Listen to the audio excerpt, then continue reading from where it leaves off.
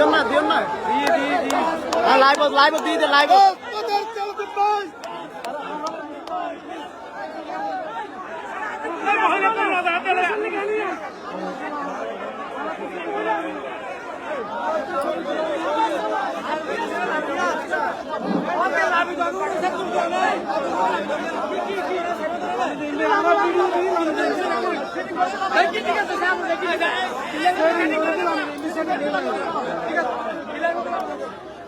Setting করে দিলাম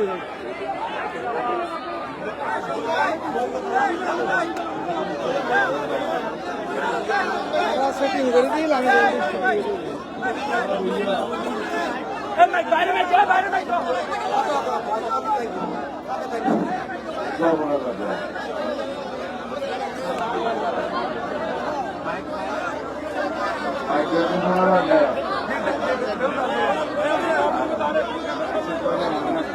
একটু এখানে আমরা আমরা তো ভিডিও করা হয়ে গেছে রিল্যাক্স থাকুন বোন রিল্যাক্স থাকুন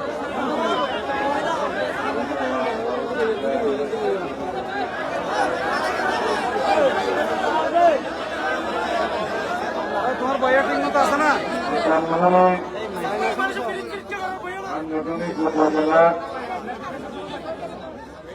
নির্বাচনী প্রচারণা প্রথম সবচেয়ে বড় আকারের জনসভা আমার এইটা এখন তো ঠিক আছে ভাই আগে শোনা যায় একদম ঠান্ডা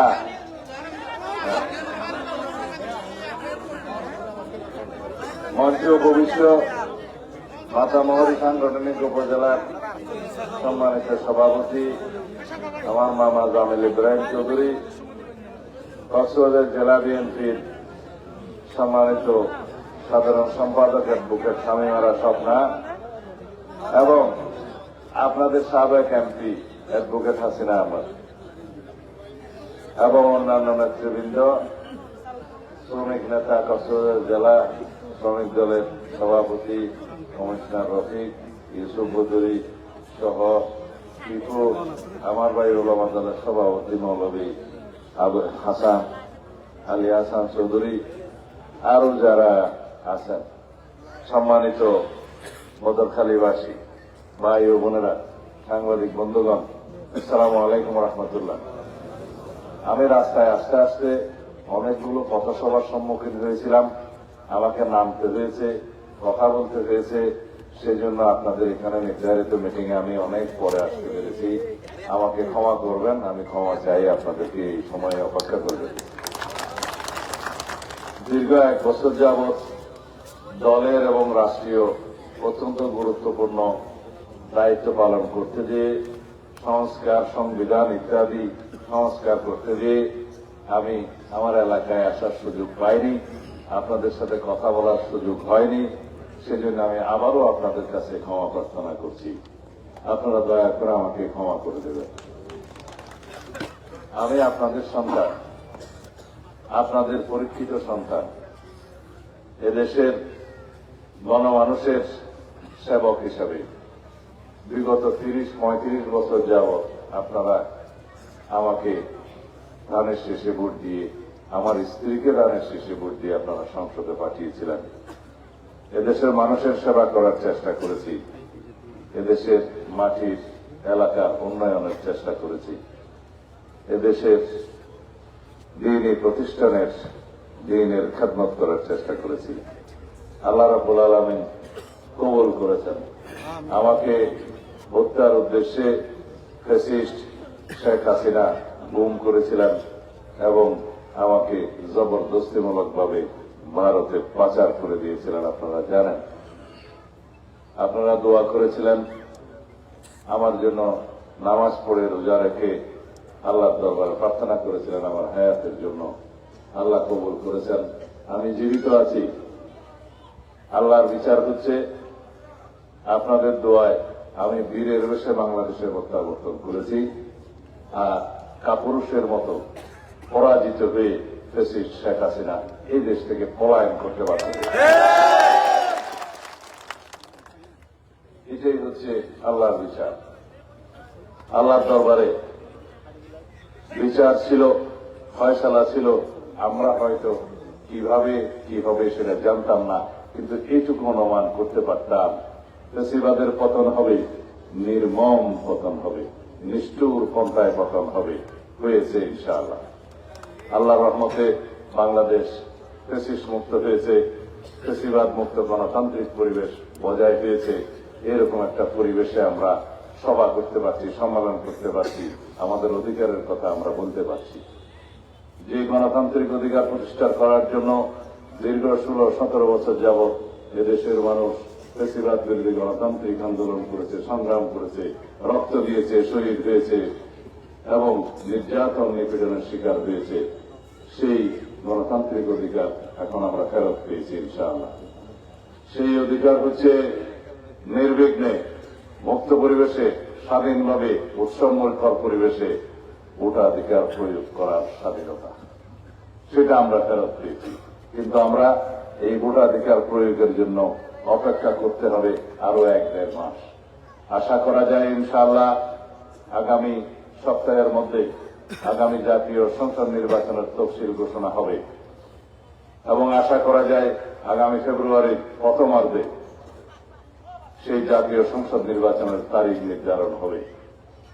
আপনারা দীর্ঘ 16-17 বছর যাবৎ আপনাদের গণতান্ত্রিক অধিকার প্রয়োগ করতে পারেন নাই, স্বাধীনভাবে মুক্তভাবে আপনাদের ভোটাধিকার প্রয়োগ করতে পারেন নাই, কিন্তু এইবারের নির্বাচন হবে ইনশাআল্লাহ একটি ঐতিহাসিক নির্বাচন। এইবারের নির্বাচন হবে বিশ্বের স্বীকৃত একটি নির্বাচন।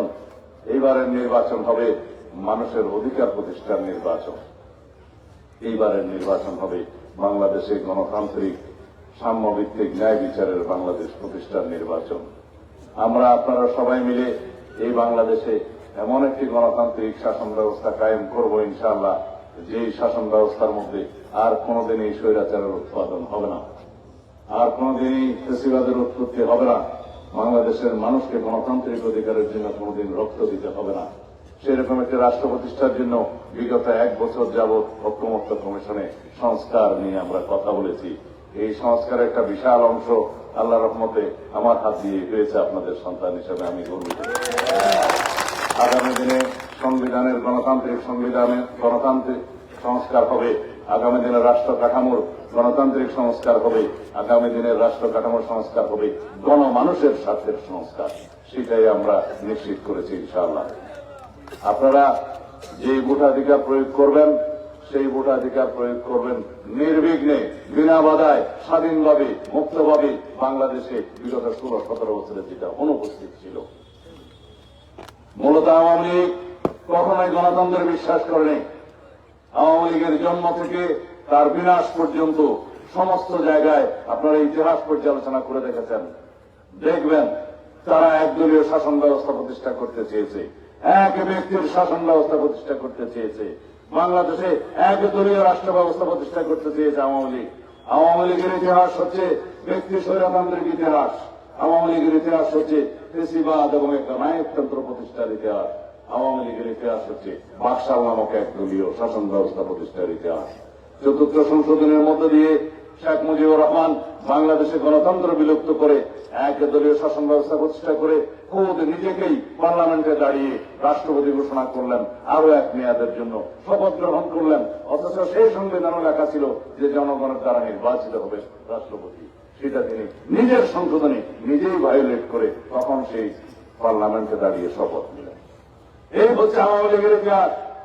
তারা কখনো গণতন্ত্রের প্রতিষ্ঠা করতে চায়নি, তারা কখনো গণতন্ত্র বিশ্বাস করত না। আওয়ামী লীগের রক্তে এবং ডিএনএতে কোনদিন গণতন্ত্র ছিল না। শেখ মুজিবুর রহমান বাংলাদেশে বাকশাল প্রতিষ্ঠা করেছিলেন সাংবিধানিকভাবে, আর তার কন্যা বাস্তবে সেই বাকশালকে প্রয়োগ করেছিলেন গণতন্ত্রের মুখোশে, সাংবিধানিক শাসন ব্যবস্থার মুখোশে। এই হচ্ছে বাপ বেটির মধ্যে ব্যবধান, কিন্তু মূলত একই। আমরা সেই শাসন ব্যবস্থা থেকে মুক্ত হয়েছি। বাংলাদেশে আগামী দিনে ইনশাআল্লাহ এমন একটি রাষ্ট্র ব্যবস্থা প্রতিষ্ঠা হবে, এমন একটি সরকার ব্যবস্থা প্রতিষ্ঠা হবে, যে সরকার ব্যবস্থা, যে রাষ্ট্র ব্যবস্থা প্রত্যেকটি নাগরিকের অধিকার সমান থাকবে। সাংবিধানিকভাবে সমস্ত নাগরিকের অধিকার সমান থাকবে। এদেশের নারী পুরুষ সহ যারা পিছিয়ে পড়া জনগোষ্ঠী আছে তাদের জন্য অগ্রাধিকার ভিত্তিতে অনেক অধিকার আমরা সংরক্ষণ করেছি, করব ইনশাআল্লাহ, যাতে করে একটা সমতা প্রতিষ্ঠা হয়, বাংলাদেশে ন্যায় বিচার প্রতিষ্ঠা হয়, কেউ পিছিয়ে না থাকে। সেই জন্য আমরা বলেছি যে 50 লক্ষ থেকে 1 কোটি আমরা প্রথমে ফ্যামিলি কার্ড প্রদান করব। এই দেশের দরিদ্র জনগোষ্ঠীর অর্থনৈতিক সমৃদ্ধি আনয়নের জন্য তাদেরকে সেই ফ্যামিলি কার্ডের মধ্য দিয়ে বিনামূল্যে নিত্য প্রয়োজনীয় দ্রব্যাদি, চাল ডাল সহ সমস্ত কিছু সরবরাহ করা হবে। আমরা বলেছি কৃষকদের জন্য কৃষি কার্ড প্রদান করব। যে কৃষকের কৃষি কার্ড থাকবে তিনি সার, বীজ সহ সমস্ত কৃষি উপকরণ ন্যায্য মূল্যে পাবেন এবং কৃষি ঋণ পাবেন সেই কার্ডের মাধ্যমে অতি সহজভাবে। এই দেশ কৃষকের বাংলাদেশ, এই দেশ কৃষি নির্ভর বাংলাদেশ। এখানে কৃষকের মেরুদণ্ড যদি শক্ত হয় তাহলেই জাতির অর্থনৈতিক মেরুদণ্ড শক্ত হবে, সেটাই আমরা বিবেচনা নিয়েছি। আপনারা জানেন আমাদের এখানে স্বাস্থ্য সেবার অবস্থা কি। আমরা সবার জন্য স্বাস্থ্য নিশ্চিত করার জন্য আমাদের স্লোগান হয়েছে, সবার জন্য স্বাস্থ্য আমরা নিশ্চিত করব। এদেশে কেউই বিনা চিকিৎসায় মৃত্যুবরণ করবে না ইনশাআল্লাহ। সেই জন্য আমরা প্রত্যেককে একটি স্বাস্থ্য কার্ড প্রদান করব, যে কার্ডটা দিলে নিশ্চয়তা থাকবে যে প্রাথমিক স্বাস্থ্য চিকিৎসা সহ সকল ধরনের স্বাস্থ্য সেবা জনগণ পাবে, প্রাপ্ত হবে। সেটা তার অধিকারের কার্ড। আমরা বলেছি আমরা এমন একটি কার্ডের প্রচলন করব, কৃষি কার্ড, স্বাস্থ্য কার্ড, ফ্যামিলি কার্ড। যে ফ্যামিলি কার্ডের কথা আমি আগেই বলেছি যে দরিদ্র জনগোষ্ঠীকে সামাজিক নিরাপত্তা বেষ্টনের মধ্যে নিয়ে আসার জন্য একটি ফ্যামিলি কার্ড প্রদান করা হবে। পরিবারের যিনি মহিলা প্রধান তার কাছে সেটা থাকবে, তাতে করে মহিলাদের অধিকার বেশি করে নিশ্চিত হবে এবং তারা একটা সামাজিক নিরাপত্তা বোধ করবেন। এছাড়া বেকারদের জন্য আমরা কর্মসংস্থানের কথা বলেছি যে প্রথম 1-1.5 বছরের মধ্যে 1 থেকে 1.5 কোটি বেকারের কর্মসংস্থানের ব্যবস্থা করব ইনশাআল্লাহ। আর শিক্ষিত বেকাররা যতদিন চাকরিপ্রাপ্ত না হবেন অথবা অন্যভাবে পেশায় নিযুক্ত না হবেন, একটা নির্ধারিত সময় পর্যন্ত রাষ্ট্রের অর্থনৈতিক সামর্থ্য অনুযায়ী আমরা বেকার ভাতা প্রদান করব। সেটা ক্রমান্বয়ে শুরু করতে গেলে রাষ্ট্রের অর্থনৈতিক ভিত্তির উপরে চাপ পড়বে, সেটা আমরা আস্তে আস্তে ইনশাআল্লাহ বাস্তবায়ন করব। সেই বাংলাদেশকে আপনারা দেখতে চান, তাহলে সেই বাংলাদেশ বিএনপির সরকার প্রতিষ্ঠার মধ্য দিয়ে প্রতিষ্ঠা হবে ইনশাআল্লাহ। আপনারা কি সেই বিএনপি সরকার দেখতে চান? তাহলে ধানের শেষে একটি করে ভোট দিতে হবে। আমি আপনাদের কাছে এসেছি সারা বাংলাদেশের বাংলাদেশ জাতীয়তাবাদী দলের পক্ষ থেকে আহ্বান জানানোর জন্য যে আপনারা ধানের শেষের পক্ষে প্রতি ঘরে ঘরে গিয়ে একটা সালাম দিবেন, আমাদের জন্য দোয়া চাইবেন এবং ধানের শেষের পক্ষে একটি ভোট প্রার্থনা করবেন। আমরা প্রত্যেক ঘরে ঘরে গিয়ে নিজেরা ভোট প্রার্থনা করার মতো এত সময় বেশি পাবো না নির্বাচনের সময়, কিন্তু আপনারা তো আমাদের এক একজন প্রতিনিধি, এক একজন অ্যাম্বাসেডর, ঠিক কিনা? যদি আপনারা ধানের শেষের পক্ষে এক একজন প্রতিনিধি হন, তাহলে আজকে যারা এখানে আসে নাই, আসতে পারে নাই, পরিবারের কাছে যে আপনারা ঘরে ঘরে যে দয়া করে আমাদের জন্য ধানের শেষের পক্ষে একটি ভোট প্রার্থনা করবেন এবং সবাইকে আমাদের পক্ষ থেকে সালাম দিবেন এবং আমাদের জন্য দোয়া করতে বলবেন। বিশেষ করে বাংলাদেশের ঐক্যের প্রতীক, এই দেশের গণতন্ত্র, স্বাধীনতা, সার্বভৌমত্বের প্রতীক দেশনেত্রী বেগম খালেদা জিয়ার জন্য আপনারা দোয়া করতে বলবেন। আল্লাহর দরবারে আপনারা দোয়া চাইবেন তিনি যেন সুস্থ থাকেন এবং আল্লাহ তাকে লম্বা হায়াত দরাজ করেন। তিনি যেন বাংলাদেশের এই গণতান্ত্রিক উত্তরণকে দেখে যেতে পারেন, বাংলাদেশের মানুষের গণতান্ত্রিক অধিকারকে প্রতিষ্ঠা দেখে যেতে পারেন, প্রতিষ্ঠা করতে পারেন, আমাদের অনুপ্রেরণার, আমাদের সাহসের বাতিঘর হিসেবে কাজ করতে পারেন। আমরা বাংলাদেশে সবচেয়ে নির্যাতিত মানুষ মনে করি দেশনেত্রী বেগম খালেদা জিয়াকে, যিনি তার নিজের জীবনের জন্য, নিজের জীবনের ঝুঁকি নিয়ে বাংলাদেশের মানুষের জন্য ত্যাগ স্বীকার করেছেন। তিনি তার সন্তানের জীবনের পরোয়া করেননি, বাংলাদেশের মানুষের পক্ষে থেকেছেন। তিনি জীবনের সমস্ত ত্যাগ স্বীকার করে এই দেশের গণতন্ত্রের পক্ষে থেকেছেন। সেজন্য দেশের মানুষ তাকে আপসহীন দেশনেত্রী খ্যাতি দিয়েছেন, উপাধি দিয়েছেন। আজকে তিনি অত্যন্ত অসুস্থ, আপনারা জানেন। আমরা তার সুস্বাস্থ্যের জন্য প্রতিনিয়ত দোয়া করছি, সর্বোচ্চ চিকিৎসা নিশ্চিত করার জন্য আমরা চেষ্টা করছি। কিন্তু সবচেয়ে বেশি কার্যকর হচ্ছে আল্লাহ রাব্বুল আলামিনের রহমত, যেটা আমরা আপনাদের দোয়ার বরকতে পেতে পারি। আমি এখানকার কয়েকটি বক্তব্য দিতে চাই। আমার জামিল মামু আমি আশা করে বলছিল যে আমরা আর বদরখালী সাংগঠনিক থানা থাকতে চাই না। কি থাকতে চাই? বদরখালী তো অনেক অগ্র চিন্তা করে, সারা চকরিয়া যা চিন্তা করে বদরখালী সেটা আরো একদিন আগে চিন্তা করে।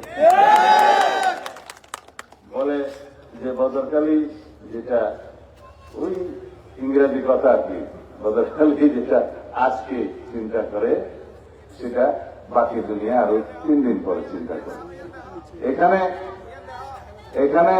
এইটা রাখো, এখানে মানুষ সমিতির ভোট দিতে দিতে দিতে দিতে একেবারে জাতিসংঘের মতো গণতন্ত্র হয়ে গেছে। এটা আমরা জানি, কিন্তু আমার প্রতিশ্রুতি ছিল মাতা মোহরী, এই নামটা আমি দিয়েছিলাম। আপনারা জানেন এখানে একটি উপজেলা সৃষ্টি করা হবে, এই নাম জানেন কিনা? সেই হিসাবে মাতা মোহরী পুলিশ তদন্ত কেন্দ্র স্থাপন করেছিলাম কিনা? আজকে থেকে কয় বছর আগে? কমপক্ষে 20 বছর আগে। সেই মাতা মোহরী পূর্ণাঙ্গ উপজেলা প্রতিষ্ঠা হবে ইনশাআল্লাহ। যদি আপনারা ধানের শীষের পক্ষে মাতা মোহরীর এই পুরো উপজেলায় সবচাইতে বেশি সমর্থন প্রকাশ করেন, তাহলে না হলে বুঝবো আপনারা চান না। চারমিল থেকে শুরু করে বদরখালী পর্যন্ত এই যে 7টা ইউনিয়ন, এই 7টা ইউনিয়নে আপনারা সবার কাছে আহ্বান জানাবেন, যদি পূর্ণাঙ্গ উপজেলা চান তাহলে আপনাদেরকে ভোটের মাধ্যমে প্রমাণ করতে হবে যে আপনারা চান। বিএনপি সরকার প্রতিষ্ঠা হলে ইনশাআল্লাহ মাতা মোহরীর উপজেলা পূর্ণাঙ্গ উপজেলা প্রতিষ্ঠা হবে। এটা অনেক আগেই প্রতিষ্ঠা হতো, মাঝখানে আওয়ামী লীগের বর্মা দুষ্ট সরকার না আছে, এই 15-17 বছর আপনাদেরকে অপেক্ষা করতে হইত না।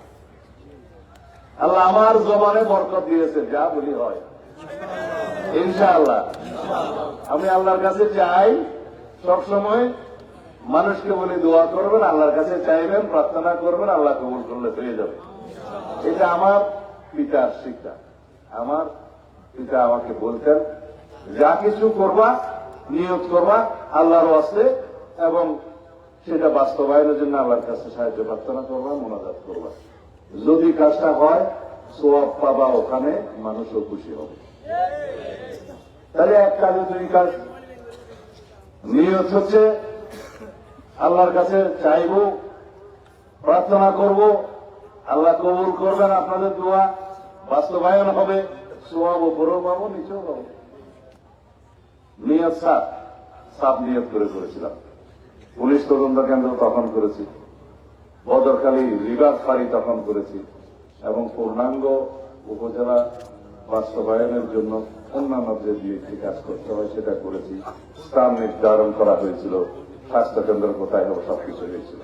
একটা উপজেলা হলে সুবিধা কি, পূর্ণাঙ্গ উপজেলায় যা কিছু সেবা আছে, জমি জমার ল্যান্ড অফিস, একটা হাসপাতাল, একটা সমাজসেবা অফিস, একটা টিওনো অফিস, এবং সমস্ত লাইভ স্টক অফিস, সমস্ত অফিসগুলো জনগণের সেবার জন্য সেই জায়গায় স্থাপন করা হবে, এবং একটা পূর্ণাঙ্গ উপজেলায় যে বরাদ্দ আসবে ওখানে সেই বরাদ্দটা আসবে।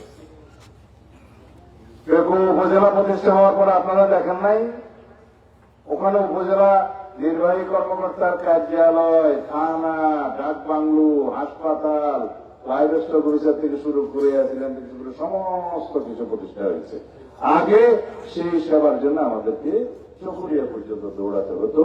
ওখানকার লোকজন, রাস্তাঘাট ছিল না, ওখানে বাপের মোছা নিয়ে যেত অথবা বুকেলে থাকতে হতো।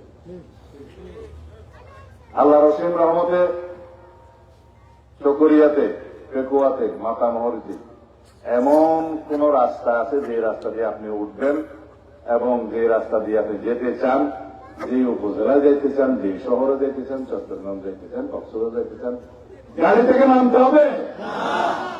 এটা আমার জমানার ১লা ১৯৯৬ সালের আগে চিন্তা করেন তো, একটা ইটের রাস্তাও এই দেশে ছিল না। আপনারা দোয়া করেছিলেন। আমি ১৯৯১ সালে মাননীয় প্রধানমন্ত্রীর দপ্তরে কর্মরত ছিলাম।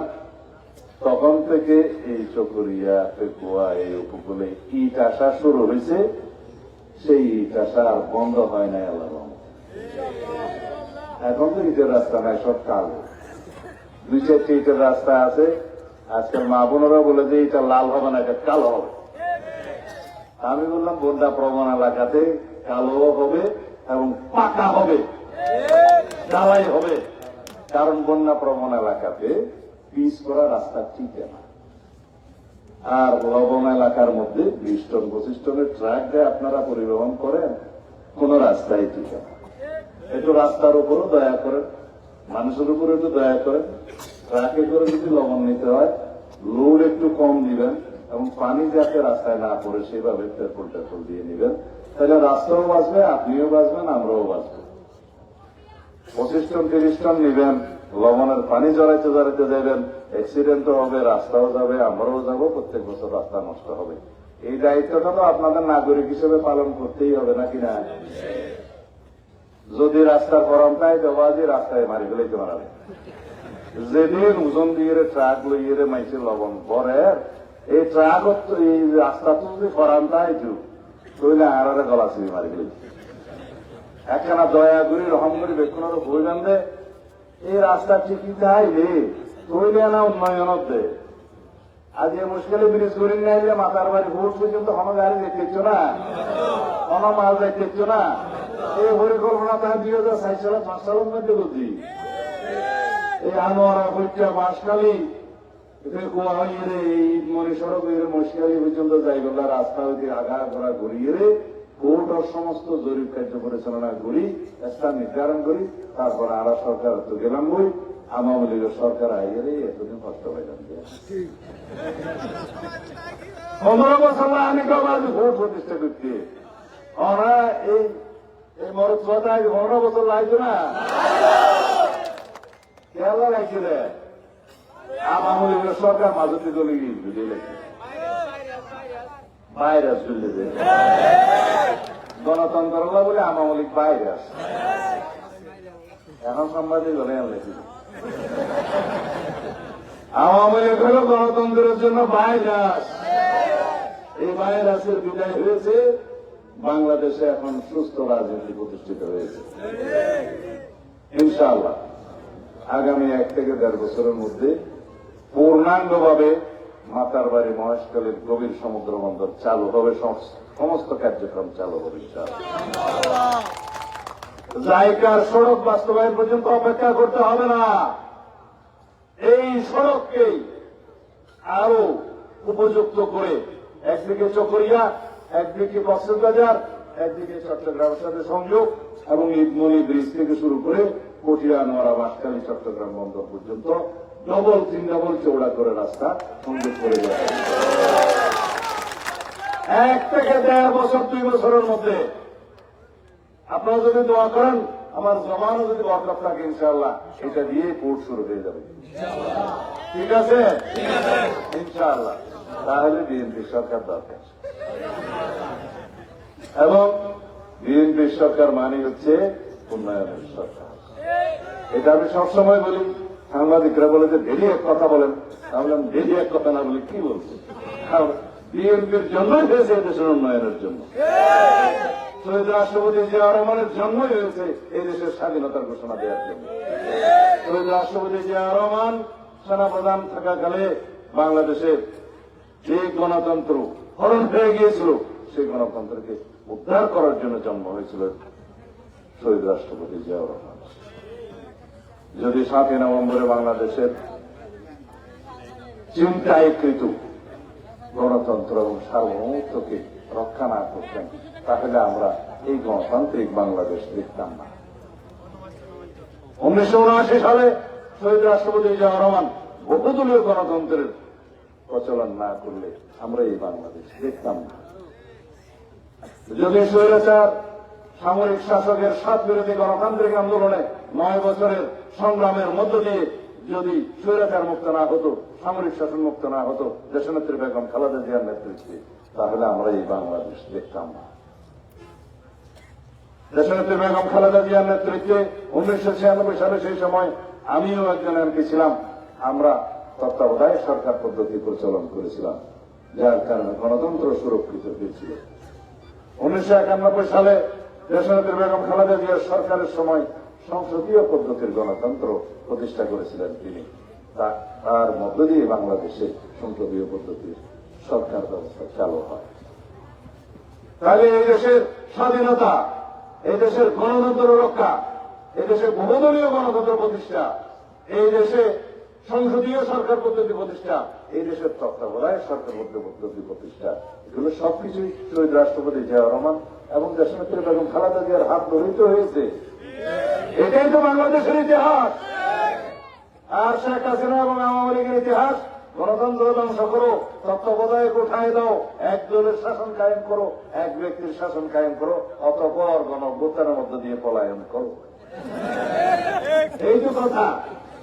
সুতরাং আমরা যারা বাংলাদেশের পক্ষের মানুষ, তারা আমরা জানি বাকশালীরা, আওয়ামীরা এবং শেখ হাসিনারা কোনদিনই এ দেশের মানুষের পক্ষে ছিল না।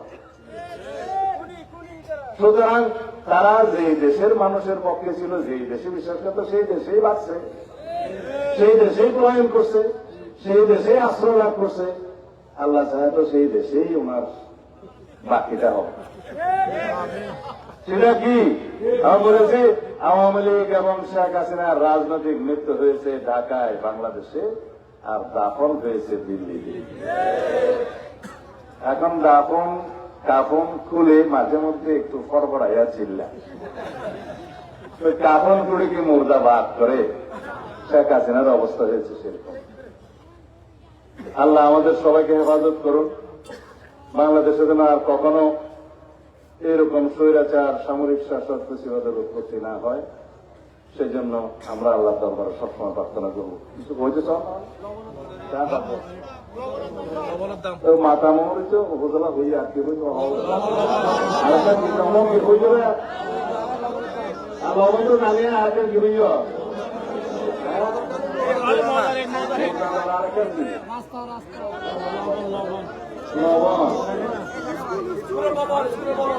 স্কুল আমরা আসলে বালা হ্যাঁ তো নোয়াসিল করছিল আর আচ্ছা আই পরে বলে লেখাটা হই পর বদখালি স্কুলে না বুঝছিলাম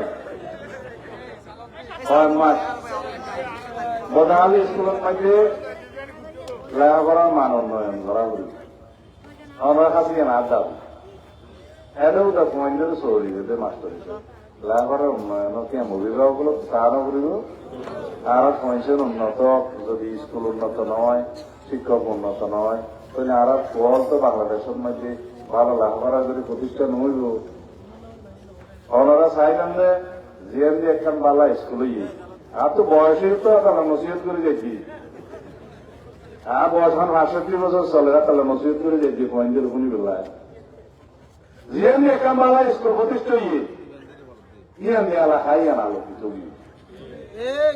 মোড়া হালে সঙ্গই ঘরে ঘরে হুমাইন জর্সা হইয়ে, ম্যাজিস্ট্রেট হইয়ে, বিসিএস অফিসার হইয়ে, ডাক্তার হইয়ে, ইঞ্জিনিয়ার হইয়ে একখান স্কুল আছে কিশোরায় হাই স্কুল সকরিয়া করব বিদ্যাপীঠ হারাত দিয়ে রইয়ে প্রতিষ্ঠা গিয়ে সঙ্গই এড়ে যেমন পয়সেন থাকে কষ্ট করিয়ে রে দূরত্ব দ্বারত মা বাবার হনরের মুসলুম মেয়েটি গলা দিয়ে রাখে কোয়া 10 শিলাল স্কুল তো নাই কাজ বুঝিলাম আয় এখানে বেশি শতাংশ কাছে জায়গা করি নেওয়া শিলাল স্কুল তো যাই পরীক্ষা দিয়ে মনে দিল এই পয়েন্ট পুণ্য হ্যাঁ রাজনীতি বেশি না হয়তো আড়াইশো করিয়া দেখান সেন্টার এটাও তো 500 রাজনীতি গোড়া সেন্টার সাইজন আরো শিলাল স্কুল তো ভাই আর একজন বিওলা মানে স্কুল তো এই নুরুল আমিন আর বন্ধু মারা গিয়ে তিনি গভর্নমেন্ট অফিসার আছে ডেপুটি সেক্রেটারি না জয়েন্ট সেক্রেটারি রিটায়ার হয়ে মারা গিয়ে এই সাইজন দেখো সিরিয়াল স্কুল বেড়া হিন্দুস্তানি জ্বর হইলে এটা ব্যাঙও আইতো আইনে আবো আশা কথা বলছি আমরা এই স্কুলের মধ্যে আর সেকেন্ড বেসের ছাত্র কিন্তু শিক্ষক আসলে সেরা সুতরাং স্কুল মানে শিক্ষক বিভিন্ন ওনারা গার্জিয়ান হলে খেয়াল রাখবেন এই এলাকার অনেক শিক্ষা প্রতিষ্ঠান বদরখালী কলেজ আর দিয়ে প্রতিষ্ঠিত কিন্তু ওনারা সঙ্গে মুখ্য কবালা করে পাস করে কিনা আমরা সাহা করি ওদা স্কুল কলেজ করলেও না হলে ডিগ্রি করো মঙ্গল ইন্টারমিডিয়েট করো না আগে তারপরে ডিগ্রি বদাল স্কুলে তখন বিল্ডিং করি করলাই নিজের ফান্ড তুমি সরকারি ন ফাইলিং করাইলাম 60 লাখ করি করলা এই বর্মা দুষ্ট আমলি গাইবার বন্ধ সরকারি কি জানো আর নিজের টিয়া দিয়ে রে কন্ট্রাক্টর দিয়ে ফাইলিং করাইলাম নয় নয় জানে না এখান দিয়ে আবার 60 লাখ করে দিয়ে বিশাল ওরা গাড়াও এখন কি করে দিয়ে লবণের কথা হইতে হইতে আমি রাজাহালি হইতে মন্নাম অজান্তি হইতে ওরা নদী মুখোড়া খালিও হয়েছি ধুলাধারাও হয়েছে এক আওয়ামী লীগের সরকার আইলে লবণের দাম না থাকে খালি স্মাগলিং হয় খালি আমদানি হয় বিএনপি সরকার আসিল দিয়ে আমি যুদ্ধ করিয়ে লবণের ন্যায্য মূল্য নিষিদ্ধ দিলাম না পুরোপুরি একটা পুরোপুরি একটা ভাবা না দিয়ে 20 বছর হয়ে চোখের আগে কথা হয়েছে বুঝলেন না ইনশাল্লাহ সামনেও বাস্তবায়ন হবে ন্যায্য মূল্য লবণ ইয়ান আল্লাহ ধ্যান করা হবে ইয়ান ইয়ান বুঝছো ইনশাল্লাহ আর কেন কি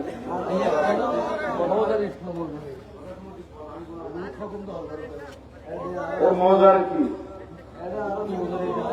ও আচ্ছা জমিন অধিগ্রহণ করছিল সরকারে ইয়া হমিয়ে না আচ্ছা আজ তো ভূমি মন্ত্রণালয়ের মধ্যে পাঠাইলাম মহারাজা তো পাঠাইলাম কিছু আচ্ছা কিছু আইন কানুন আছে যে দূর পাইছে বাড়াইয়ে দিয়ে আইন সহযোগিতা করছি সরকার আছে পাঠাই ইউপক্ষম গিয়েছে গেটারি মন্ত্রীর আছে ই বেশি করে শুয়ারে যদি কিছু পাই কিন্তু মন মতো ন এখন সরকার অস্থায়ী সরকার আইন কানুন বলি হয়তো যদি কথা আছে আর সিবিদের অনুরোধ বুঝছে বলে কিছু বাড়াই দিয়ে দিয়ে ভবিষ্যতে ইনশাল্লাহ বিএনপি সরকার আইলে যদি আইনে কভার করে আমরা দরখাস্ত পুনর্বিবেচনা করি মজার বাড়াইয়ে আরো উপযুক্ত দেওয়া যায় কিনা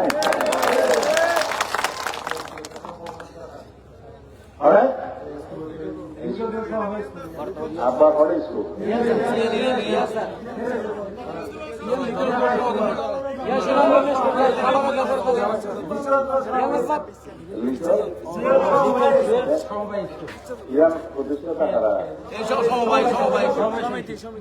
বদাহালি সমবায় সমিতি প্রতিষ্ঠা বিদ্যুৎ জায়গা সমিতির জায়গা হাই স্কুল বেতন ভাতা হনা দেয়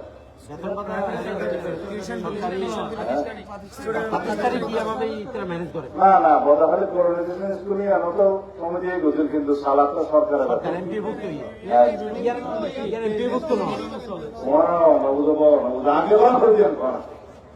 আগে সরকারি ভাবে রেজিস্ট্রেশন দেওয়া করিব ব্যান্ডেজ পাওয়া করিব তারপরে শিক্ষক হল বেতন ভাতা নিশ্চিত হল এবং ভবনী হইলেও তো হতা ইংরেজি বিল্ডিংটা হইলেও তো হতা অভিনয় লাগছে না কেমন লাগে ব্যান্ডেজ করা করিব শিক্ষক বেতন ভাতা করা করিব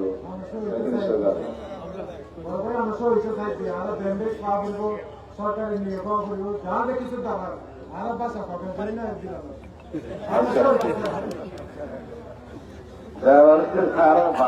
সাহিত্য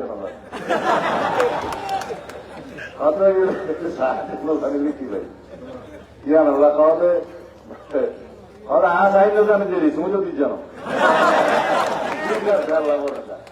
এখন আমরা তো জিয়াম খাওয়া বুঝি কই না আপনি জিয়াম বুঝা বুঝি না বুঝিলেই স্কুলের বিল্ডিং হইব বেতন ভাতা হইব রেজিস্ট্রেশন হইব ব্যান্ডেজ হইব তার মানে আর কিন্তু অধিকাংশ হইতো না যাবে। যাই হোক, এখন তো রাইজের গিয়ে যাইতে শুনলাম যে আরো রাইজের গিয়ে মোলাকাত করে যাওয়া বলিল, আমি ওনার কেন অনুরোধ করি, আমরা দোয়া করছিলাম যে এখন আই আর এলাকার মধ্যে আইন নেবারে এত দেশে দেশে ঘোরা করে, সারা বাংলাদেশ ঘোরা করে, হাত বই দেওয়া করে। এখন ওনারা যদি মনে করেন তো পুরো সন্ধ্যা ইয়েকে পূর্ণ বলুন, হ্যাঁ আজ যদি পুরো সন্ধ্যা আইন যাবারি আর বেগম সাহেব সাহেব এমপি সাহেব মাঝে মধ্যে আইলো এগুলো আর তারা বেঁচে না। এখন যদি আমরা মনে করেন আর বেশি বেশি আইন না হইলে পর্যন্ত নিয়ম চলে তা নারাজ, কারণ আছে এখন দায়িত্ব বেশি বেশি। এখন কম ধারণা কম সমত হইতে দৌড়া করে ঠিক নাই, বাংলাদেশে কম জায়গা যা করিব ঠিক নাই। আর মাননীয় ভারপ্রাপ্ত চেয়ারম্যান সাহেব বাংলাদেশে তাইলেই এখনো নির্বাচনে সাহেব টাইপ ধরা করিব, পরে আই যদি ইকে বেশি আইন নেই ওনারা আবার ঘোষণ করেন দেরি ঘোষণ না এখন তাহলে 1 মাস আসি দেরি, গত 1 বছর আইন নেওয়ার আমরা মাস চাই দেবো না, মাফ করে দিও না, সব মহিলা মাফ করে দিবেন দেরি।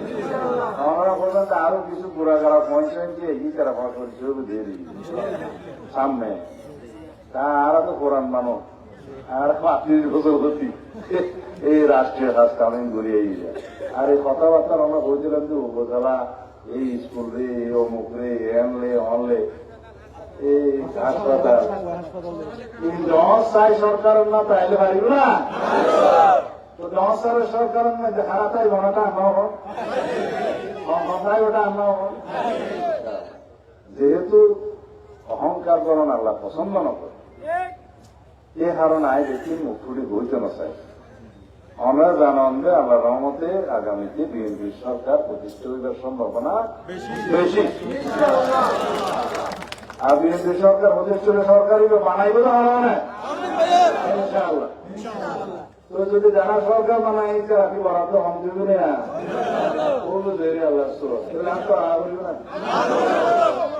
বদাহালে মানুষ তো বেশি একটু বদাহালে মানুষ তো বেশি গণতন্ত্র বুঝে বুদ্ধিজীবী বেশিও গিয়ে এটা কত নামামলিও আছে আর অন্যান্য পার্টিতে দিতে আছে নাম কিন্তু ওনারা যদি মাতামরি উপজেলা সহ আমরা যদি এদেশের ভরপুর উন্নয়ন সহ আমরা যদি সিঙ্গাপুরের নাম সর্বোচ্চ সহ তৈরি উপর শক্তিশালী মানুষ না লাগে, শক্তিশালী সরকার না লাগে, শুনুন সরকার মরকার বহুত দূরে দাঁড়িয়ে মানুষ আমার বুঝিয়া চলছে এখনই রাখি ও না তোমার পরিচয় টরিচয় একশো আসে ঠিক আছে আয় আপনি করি না হয়েছেন হয়েছে আর বয়স ইয়ে আয় বেশি নবারই আজকে লাগন না আমরা নাই আবারও সালাম জানাই দোয়া সাহেব আমার পক্ষ প্রত্যেক পরিবারের মধ্যে যাইয়ে রে ঘরে ঘরে আমরা দয়া করি মানুষ সরার পক্ষ প্রবর্তিত করি একাল ঘোরা ঘুরে কথা বলছি। বদাহালের মধ্যে কিছু বেশি আমাবলি আছে আগে দেখা গিয়ে ওই যাতে আমরা আল্লাহ তোমার নসিব করো, এবার একখানা দেশের পক্ষে থাকো, এবার একখানা কষ্ট হইলেও নৌকা তো না তারা গিয়ে দানস্তার মধ্যে প্রবুদ্ধ হইলে অন্তত মাতামরি উপজেলার এখন হামল যে যে ভাড়াটি করিব করো, কিন্তু দয়া করে বেক্ষণের উপাদানস্তার মধ্যে বুদ্ধিত করি না বলে ভাড়াটি মমত্ব নিয়ম পছন্দ ঘুরিবা দেরি, কিন্তু দানস্তারা দিও কেলা দানস্তারা তুলবা আমি মাতামরি উপজেলার পক্ষে উঠি, মাতামরি পূর্ণাঙ্গ উপজেলার পক্ষে উঠি, এই দেশের উন্নয়নের পক্ষে উঠি বলে না। তার মানে জোনে বসে রাখিকে প্রতিকে নয় তো স্যার আর কি তার বাউরি দেরি আর পর্যন্ত মালয়েশিয়ার তো নৌকা সাগর দিয়ে এই সমস্ত চিন্তাভাব না যে দেশ গণহত্যা পরিচালনা করার অপরাধে দায়ী নিজের দেশ নাগরিক করে নির্বিচার হত্যা করার দায়ী উগ্র দল দলের প্রধান দায়ী গুই এবার হলো রাজনীতির মধ্যে বিষয় আছে না, এটা হলো রাজনীতি চাইব না আমরা বোঝাই দিলাম। ওখান তো অতীতে যারা একটা বুঝবো বুঝছে ঠিক আছে, কিন্তু একখানা নানা সারা বুট দিয়ে একখানা লাইনে যোগ। সালাম আলাইকুম। আইয়ে তোর ভাই ধন্যবাদ